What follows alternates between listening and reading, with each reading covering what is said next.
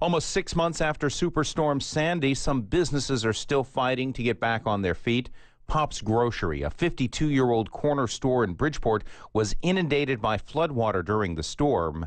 As part of her series on recovering after Sandy, WNPR's Sujata Srinivasan went back to visit. It's a sunny spring day at the south end of Bridgeport's historic seaside park, created by Frederick Law Olmsted, who also designed Central Park in New York City. The Long Island Sound could be an impressionist painting, calm, blue and beautiful. But back in October of last year, during Superstorm Sandy, the ocean gushed more than 500 feet into Main Street, flooding buildings such as Pop's Grocery under 6 feet of water. It took Tony Malinowski 3.5 months to reopen his store. I lost the whole inventory of the store, and plus all the shelving, the floor, the foundation had to be re-cemented. The cabinetry work had to be redone. Knocking out walls, getting out, re-gutting it, spraying for, the mold and so forth and so on. Malinowski says the insurance company estimated damages of $50,000 but paid out only about $35,000. He had to cough up another $30,000 of his own money, and the process was far from smooth. It was basically telephone calls after sending certain estimates from the electrician to the carpenter and calling them and sending it to them and then sending it to another company and another company.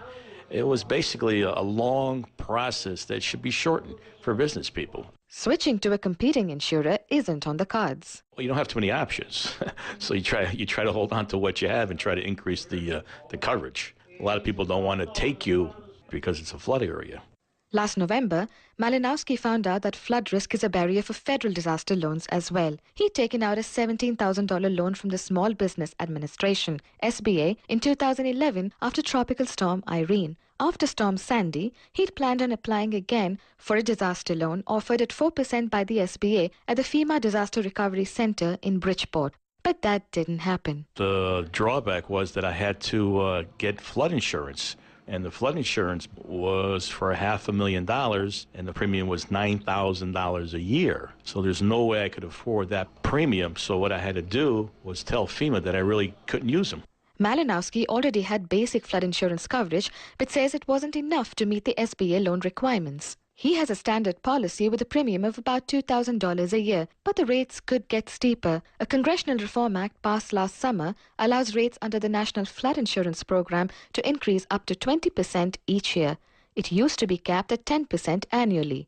The risk and the cost has driven many people out of the neighborhood. That's hard on the 52-year-old grocery store. The clientele and the customers, because of the second flood incident, all decide to move out. So now you lost your base pay, you lost your good customers, you lost the people that make your income. Malinowski is hoping the new residents will keep his business going. As of now, some old-timers, like Michelle Sharma from Bridgeport, keep the cash register ringing. She grew up in the area and used to hang out at the store with her friends. I come to buy ice-cold beer. This Pops has one of the coldest beers around, so you come and have a beer and go to the park and do whatever. I'm kind of happy he's back up and running. This is a pretty nostalgic place for a lot of people that are familiar with this area. It's just your neighborhood corner store. For WNPR, I'm Sujata Srinivasan.